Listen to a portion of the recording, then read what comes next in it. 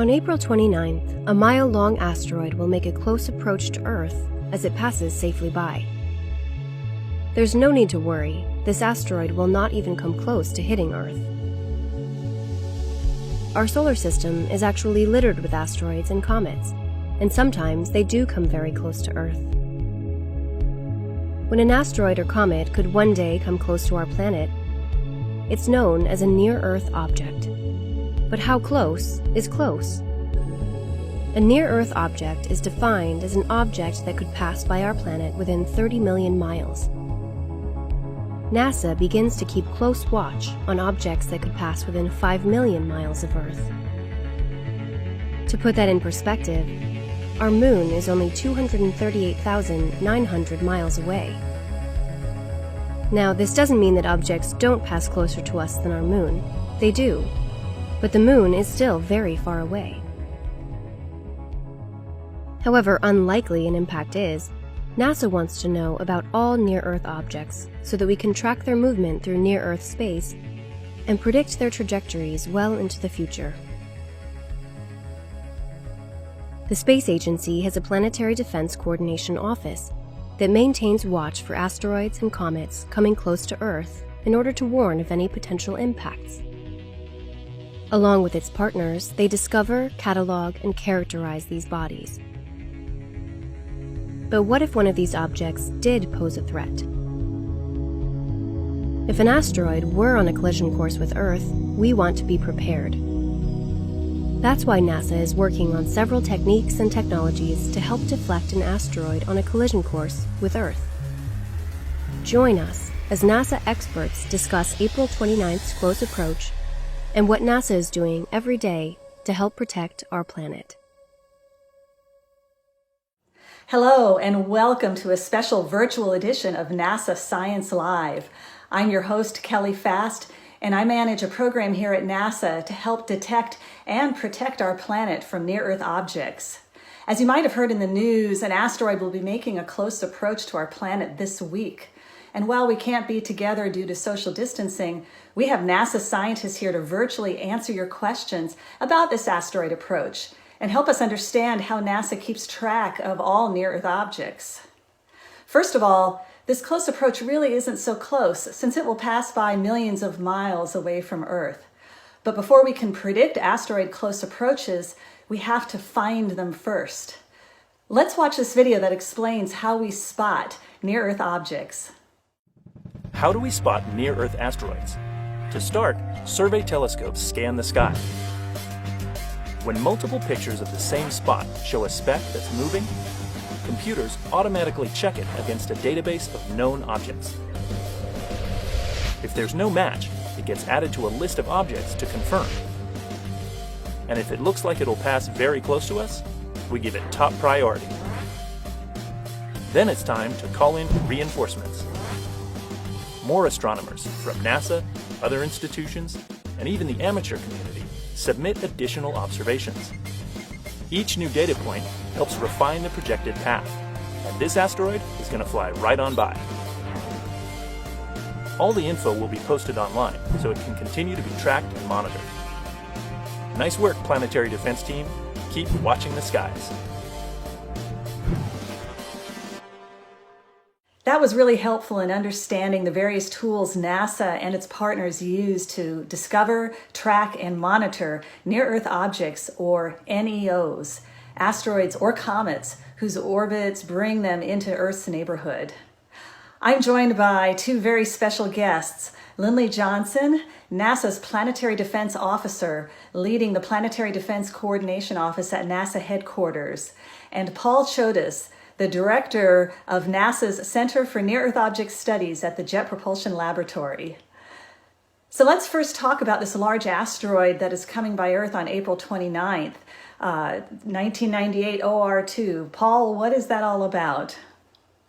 Well, this is an asteroid that we've been tracking for over 20 years, and we've been predicting this close approach for a long time. It's one of the larger near-Earth asteroids, and so it's kind of notable. It's around 2 to 3 kilometers in diameter, maybe 1.5 to 2 miles across. So that makes it pretty significant, but it's passing pretty far away. It's passing about 4 million miles away from the Earth. So it's very distant, close approach. But it's notable because it's one of the larger ones. Wow, and discovered 20 years ago. Well, Lindley, why is it so important to find near-Earth asteroids early? Well, it's important that we find these asteroids as far out in time as we can, 20 years for this particular one, because the more time that we have to determine whether the asteroid is on a trajectory that could impact the Earth, the more time we will have to prepare for that and perhaps do something about it, be able to launch missions to deflect the asteroid off of that impacting trajectory. We have to find them early as we can, so that we've got the time to select the right option and do the right mitigation measures to prevent the impact, if at all possible. Well, so Paul, everyone is waiting to hear, how often do asteroid close approaches happen? Are they something to worry about? No, they happen almost every day because there are just so many near-Earth asteroids, but the vast majority of them are really far away. So they're not that close in human terms. For astronomers, they may be, close. 1 million miles is pretty close for an astronomer. But, and there are a lot of small asteroids, really tiny asteroids, which can pass like inside the moon's orbit and come pretty close. But these ones are so tiny, even if they were headed for the Earth, which they're not, they would burn up in the atmosphere. So there's these two, categories. Most of them are really distant, close approaches. They're not that close at all. And then there's a whole bunch of really, really small ones that we're tracking that are really not hazardous to the Earth if they should happen to hit the Earth. Well, Paul, often people see articles online claiming there's an asteroid headed for Earth. And at the very end, most usually admit there's no threat of an impact. But what can someone do if they hear about a close approach in the news and they want to find out for themselves? Well, the first thing you should know is that we've been tracking most of these asteroids for a long time, especially the big ones. And so we really know their trajectories accurately. These stories you hear on the web, a lot of them seem to imply, there's some kind of threat or uncertainty that, the asteroid could hit the Earth. And that's just not true. We know the path really accurately. At CNEOS, we have a website. And so people can go to our website and get the table of all the close approaches, and you can sort them by date, let's say, and you can see which asteroids. You can see their names, you can see how close they're coming, how far they're coming, and how big the asteroids are. So we provide a close approach table, and it's open to the public. Everyone can take a look. Okay, wow. So anyone at home can visit that website and look up close approaches for themselves. That's really cool. And so let's watch this video that your team made to learn more about it. The Center for Near-Earth Object Studies, or CNEOS, at the Jet Propulsion Laboratory in Southern California is NASA's center for computing highly accurate orbital data for thousands of asteroids and comets that fly close to our planetary neighborhood. CNEOS collects its information from the Minor Planet Center, which includes orbital data and basic physical properties like size and rotation rate. If you'd like to find out more about these fascinating near-Earth objects, you can go to the CNEOS website and check them out for yourself. The first thing you'll notice on the CNEOS homepage are the top news stories. These articles describe some of the more recent and notable near-Earth objects, or NEOs, that have caught the eye of NASA astronomers. But one of the most useful pages is the one that lists all the upcoming close approaches. Understanding future near-Earth object close approaches is important because astronomers can then better plan on when to study them as they fly past. Click on Close Approaches and then NEOs in the navigation bar. Each line provides information about the close approach of an NEO, and by default they are sorted by time. The first column gives the name of the NEO, and the second gives the date and time of its closest approach. It's worth noting that 99.9% of the objects listed here are asteroids, and a very small number of them are comets. The next two columns tell us how close each near-Earth object will get to us. Note that the close approaches are measured in lunar distances, or the average distance between the Earth and the Moon, which is about 239,000 miles, or 384,000 kilometers. We also use AU, which is the astronomical unit, This is the average distance between the Earth and the Sun, which is about 93 million miles or 150 million kilometers. This first column is the nominal distance at which the object will come to Earth. This is the most likely closest distance as it zooms past our planet. The minimum distance column provides information on the closest the object can possibly come during its flyby, considering all possible uncertainties. This state-of-the-art CNEOS orbital modeling is very, very precise. We know the orbits of most of these objects with a very high degree of accuracy. The final column provides an estimate of the object's diameter based on how bright it is. These objects range in size from a few meters to a few tens of kilometers. But keep in mind that there are many, many more close approaches by smaller objects measuring only a few meters across when compared to the biggest NEOs measuring kilometers across. As this database contains a lot of information, you may also want to filter the table by time, nominal distance, and absolute magnitude, which relates to the object's size, by using the Table Settings options. Now you are familiar with how this page works, you can get more information about each of the objects listed on the left. So click on one of the NEOs to take you to the object's small body database listing. Here you will find a goldmine of orbital data. Click on any of the parameter names to find out what they mean. From here, you can even display an animation of your favorite asteroid or comet orbiting the Sun. So if you hear about an interesting asteroid in the news, come to the CNEOS website and look it up. Now you can verify the object's flyby distance and lots more besides. Well, thank you, Paul. That video was really helpful. So let's shift gears slightly and talk about NASA's Planetary Defense Coordination Office. Lindley, you are NASA's Planetary Defense Officer, and that's one cool job title. Can you tell us more about what you do? Well, as NASA's Planetary Defense Officer and in charge of the Planetary Defense Coordination Office, I oversee the agency's program and all the projects that we have for detecting, tracking, and characterizing the near-Earth objects, but also in developing plans for what we would do if an asteroid was detected to be on a impacting trajectory with the Earth.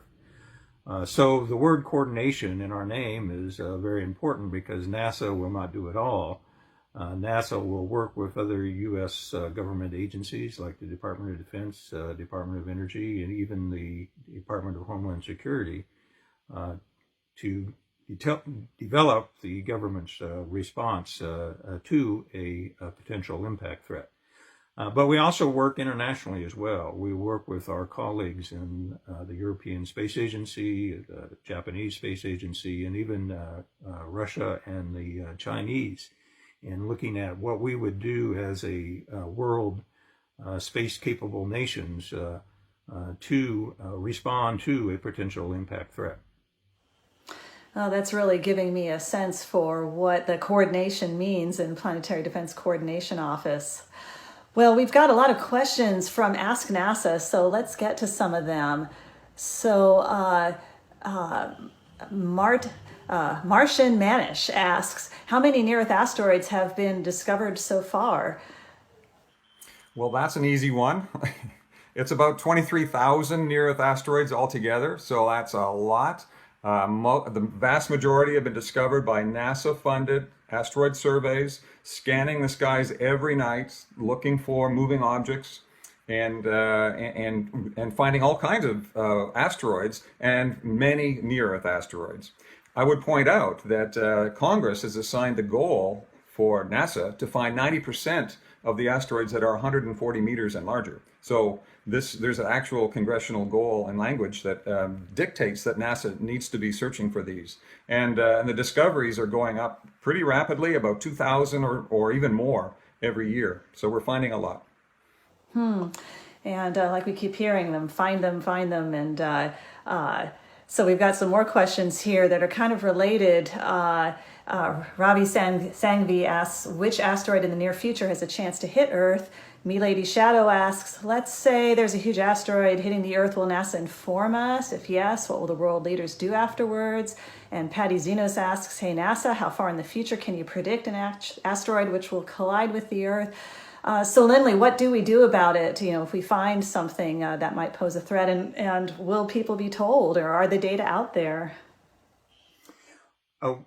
Well, first of all, we have to take enough observations, get enough observations to really be able to predict when in the future an asteroid might be an impact threat.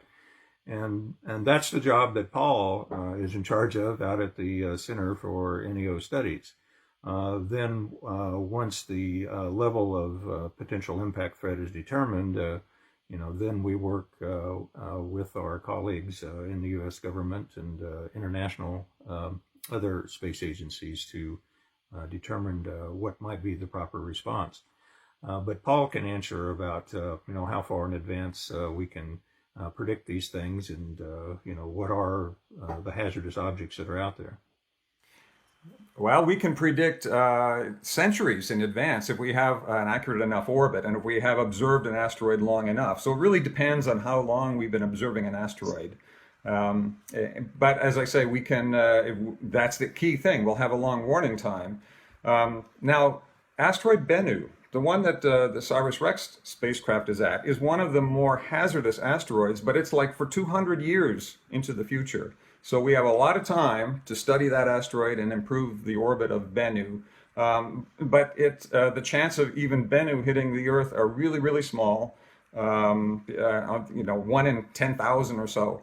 Apophis is another asteroid that in the distant future, maybe within many decades, there's a small, tiny chance that it could hit the Earth. But again, as we continue to observe those asteroids, we'll probably be able to eliminate even these tiny little chances, 1 in 10,000, 1 in 60,000 chances of hitting the Earth. So, and as I say, they're in the distant future. There are no asteroids which have any significant chance of hitting the Earth that are of any significant size. There are none on our list. And that's the whole point. None on the list, none that we actually know of, which is why we keep getting back to we've got to find them first. But you mentioned Apophis. Oh, go ahead, Lindley. Well, let me just point out that impact of the Earth by an asteroid large enough to do damage at the surface is an extremely rare event. But it's an inevitable event. We know that there are thousands of near-Earth asteroids out there. There are thousands more that we don't know about, and that's why we need to continue this program for detection and tracking of the near-Earth object population to determine where and when the next significant impact could occur. And earlier Paul mentioned Apophis, and that is another asteroid that people ask about a lot. And Lyell 83513556 asks, "Hi, I wonder if there is a chance that asteroid Apophis could hit Earth by next flyby on 2035, depending on gravity or Yarkovsky effect, or did NASA and other researchers calculate that before they ruled out any possible effect, and is it safe on the 2060 flyby?" Can you tell us something more about Apophis and what people should expect? I can address that one. Yeah. Apophis will come really, really close in the year 2029. So that's coming up, less than 9 years from now on April the 13th. And we know that it will miss the Earth. We know its orbit so well that we know its orbit within a few miles as it goes by the Earth then. It's harder to predict farther out. The year 2035, we're also sure that it will miss the Earth that year. And the year 2068, we're almost certain that it will miss in that year as well. But it will come close, and we don't know exactly how close. So projecting the asteroid orbit that far in advance, many decades, especially when it is passing repeatedly by the Earth, is a difficult problem. But we can see no chance of it hitting the Earth for many, many, many decades. Well, and that's why it's important to observe it too. And I know that even now, observers around the world are already prepping for what they'll do at the time and for possible missions and just brainstorming on that, because it does take time to launch such a campaign. So Apophis is coming so close to the Earth, we'll be able to see it with the naked eye, in 9 years from now. That'll be an exciting event. Exactly, yeah, that will be visible with the naked eye, which will be a really overwhelming experience. But that kind of brings us back to 1998 OR2 this week, because the Doctor _06 asks, will the asteroid be visible? And this one won't be, because whereas Apophis is going to come quite close to the Earth, 1998 OR2 is going to be about 16 times the distance from the Earth to the Moon away from us. That's quite far. So astronomers with telescopes will be studying it from the ground, but unfortunately you won't be able to go out in your backyard and see 1998 OR2 pass by. But there's another question here from Stacy Parsons 89 asking, does the name 1998 OR2 come from the fact it was detected in 1998? Yes. The year is used as the first part of the designation. So it was discovered in 1998. And then we found earlier observations, so we actually know where it was earlier than that. And we've been tracking it for that long. That's more than, 20 years we've been tracking this asteroid. And that's why we know its orbit so well. Okay, well, maybe one more question here. Sanjeev Mechboy asks, suppose this asteroid is going to hit Earth. Have we technology in the present that we can destroy this in this way before striking the Earth? Lindley, do you have any comments on that? Well, this asteroid is fairly large and indeed would be a challenge, but NASA and our colleagues in other space agencies, we are working on technologies and techniques to be used to deflect an asteroid that we discover on an impacting trajectory. The key to it is finding it several years in advance so that just a slight change that we would impart to its velocity will cause it to miss the Earth. But the technology that we're working on right now is our first demonstration of our capability to deflect an asteroid before it could impact the Earth. Well, it keeps coming back to find them early, and so we don't end up needing the scenarios that show up in the movies and everything, where we can do it in a reasonable manner. And you all have some really great questions. Keep sending them in. Some of the questions we're getting are asking what NASA would do if there was a threat of an asteroid impact. And there is an exciting mission that NASA is developing to test an asteroid deflection technique in case we are ever faced with an asteroid that could impact Earth in the future. So let's take a look. DART is the Double Asteroid Redirection Test. The Earth is hit by asteroids and pieces of asteroids all the time. Every year or so, we get hit by things maybe the size of a table. The kind of object that DART is going to visit is an object that's about the size of the Washington Monument. Those kinds of objects hit us every few thousand years, and they would cause severe damage on a regional scale. We chose to do this demonstration at a binary asteroid. It's called Didymos. This is actually approximately the shape of the main asteroid. It's called Didymos A, and its moon, Didymos B. What DART will do is DART will hit the secondary. When it hits the moon, it will change the orbit period. And when it changes the orbit period, it affects the timing of when the moon moves in front of or behind the primary. Mostly what we're looking to do is change the speed of the incoming object by maybe a centimeter per second or so. So that's not very fast, but if you do it enough seconds in advance, you can cause it to miss the Earth entirely. So we just heard about DART, which seems like a really cool mission, almost like sci-fi. But Lindley, when is this all happening? DART's launch and the impact with Didymos B, when is that happening? Okay, well, DART right now is in development. The spacecraft is being built up and being prepared for launch in July, the end of July of next year, 2021. It will then cruise to the asteroid for about a year and a half, not quite, 14 months or so. And the encounter with the Didymos asteroid and its moon will be the end of September of 2022. Well, everything seems really well timed. Everything seems precisely timed. Why Didymos? We're hearing about how there's all these asteroids out there. Why Didymos? Well, when we're encountering asteroids, everything does have to be precisely timed. We have to catch them at the appropriate time when they come close to the Earth. In this case, Didymos, nature has provided us this perfect opportunity almost to test the kinetic impactor technique for changing the orbit of an asteroid. Didymos is what we call a binary asteroid. The primary asteroid is about half a mile across, and it has a small moon, which is about the size of a football stadium, 160 meters or so in size. The DART impactor will impact the moon of Didymos and change the moon's orbit about the primary. This is a test, a demonstration of this capability, but we're doing it in a safe manner in that we'll only be changing the orbit of the moon and not the orbit of the asteroid around the sun, so we don't increase the hazard to the Earth from this particular asteroid by doing this test. So nature's provided us a very good test opportunity for the kinetic impactor. At the time of the encounter, Didymos will be about 8 million miles away from the Earth. And so this allows us to observe the effects of this impact from Earth observatories. Large telescope optical observatories on the Earth can then determine how much we have changed the orbit of the moon about Didymos A.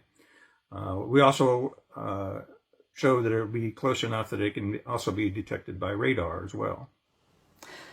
Well, it's nice that nature's giving us this opportunity to test such a mission, and hopefully we never need it. But Paul, how far in advance would we need to detect a threat in order for a deflection mission like DART to do its job successfully if we ever needed that? Well, it takes time for a kinetic impactor mission to get to the asteroid, of course. It takes time to build the mission.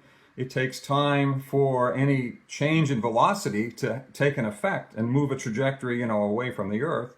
So we think that it takes you need a warning of at least 5 years to probably 7-8 years minimum if you want to execute a deflection of a sizable asteroid. So that is, I think, a minimum. We'd like to have a warning time that's decades in length. We'd like to know decades ahead, and then you don't really need to hit the asteroid as hard. You can just hit it a little bit, and over the time after the deflection, that will build up and make the asteroid trajectory miss the Earth. So the answer to your question is maybe 5 to 8 years, perhaps 10 years is the kind of warning time you need in order to deflect an asteroid. Oh, that's what we keep hearing, is find them early. Well, that's all for our show today. Paul, thank you for being here and to talk about asteroids and the Center for Near-Earth Object Studies. Thanks for having me, Kelly. Lindley, thank you for joining us to talk about NASA's Planetary Defense Coordination Office and ways we're protecting our planet. You're welcome, Kelly. I'm very happy to do it. And thank you so much for joining us to talk about this week's Asteroid Close Approach. The next time you hear that an asteroid is coming close to our planet, remember that NASA and its international partners are actively scanning the skies and studying ways to deflect any potentially hazardous objects that come our way. Thank you so much for watching.